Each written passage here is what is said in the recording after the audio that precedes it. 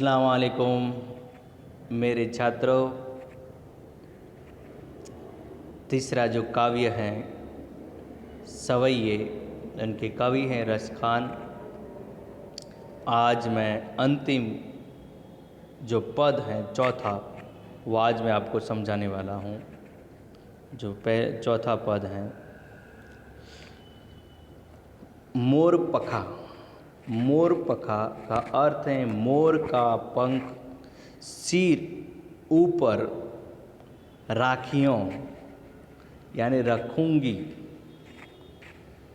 कुंज की माल। कुंज कुंज का अर्थ है गुंगची या एक प्रकार की बेल के लाल रंग के बीज।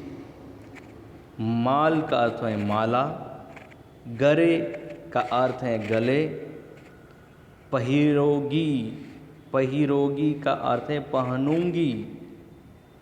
यानी पहली पंक्ति में कवि रस खान श्री कृष्ण के प्रति गोपियों के प्रेम का वर्णन करते हुए कहते हैं कि गोपियाँ श्री कृष्ण के लिए वह सारा स्वांग करने के लिए तैयार हैं जो कुछ करने उनके कृष्ण को प्रिय लगे, अच्छा लगे। मैं सब कुछ उनकी तरह मैं बनना चाहती हूँ और उनका जैसा ही मैं बनना चाहती हूँ। ऐसा स्वांग, ऐसा स्वभाव, ऐसा वर्तन या उनकी तरह में जो पहनवेश भी पहनना चाहूँगी। ऐसा कोई गोपी जो है वो गोपियाँ कहती हैं कि वे कृष्ण की तरह अपने सिर के ऊपर मोर के पंख धारण करेगी।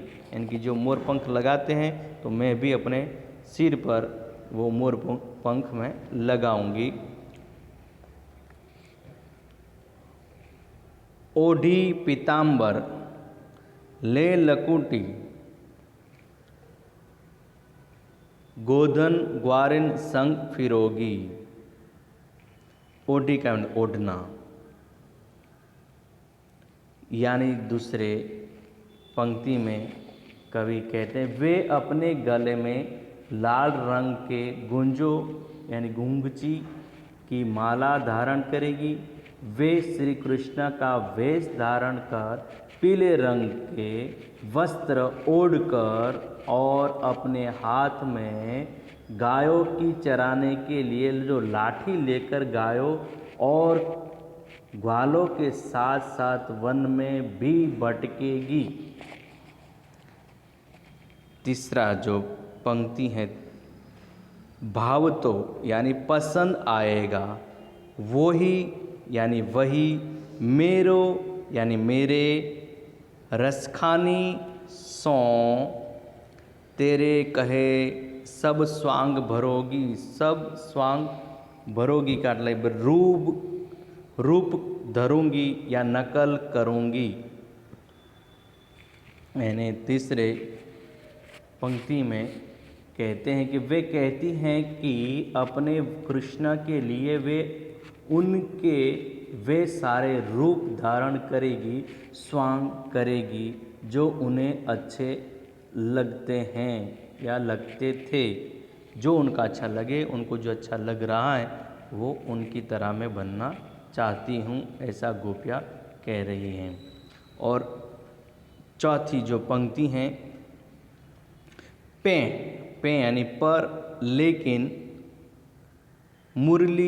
मुरलीधर यानी कृष्ण की अधरान धरी।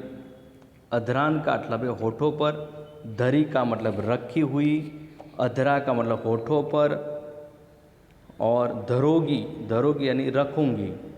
तो चौथे पंक्ति में पर वे एक स्वांग कभी नहीं करेगी। जो गोपियाँ ये कह रही हैं कि मैं अंत में बस आपको ये बताना चाहती हूँ कि मैं अंत में एक बात मैं करना नहीं चाहती। जो श्री कृष्ण क्या करते थे वह ये कि वे कृष्ण की तरह मुरली नहीं बजाएगी।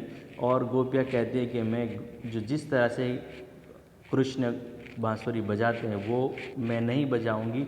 वे कहती हैं कि जिस मुरली को यानी कृष्ण जिस मुरली को बजाते हैं, यानी कि जिस मुरली को श्री कृष्ण ने अपने होठों पर रख कर बजाया था, उस मुरली को हम अपने होठों पर कदापि नहीं रखेगी, क्योंकि इससे वह झूठी हो जाएगी और वे अपने आराध्य के साथ ऐसा व्यवहार कदापि नहीं करना चाहती, ऐसा गोपियाँ कह रही हैं। हम सब कुछ उनकी तरह स्वांग करेंगे, उनकी नकल करेंगे, उनका वेश धारण करेंगे, लेकिन कृष्ण ने जो बांसुरी बजाई हैं वो हम नहीं बजाएंगे, अपने होठों पर नहीं लगाएंगे, क्योंकि हम अपने होठों पर लगाएंगे तो वो झूठी हो जाएगी।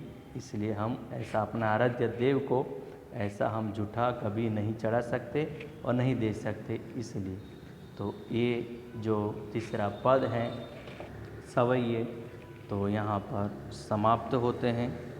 तो उनको आपका उनका स्वाध्याय आपको लिखना है और स्वाध्याय पूर्ण करना है। इसमें सबसे पहले आपको नवागत शब्द जो हैं वो आपको पहले लिखना है, उसके बाद स्वाध्याय जो प्रश्न हैं वो आपको लिखना रहेगा। ठीक है, तो यहाँ पर मैं अपनी बात यहाँ पर समाप्त करता हूँ। Thank you.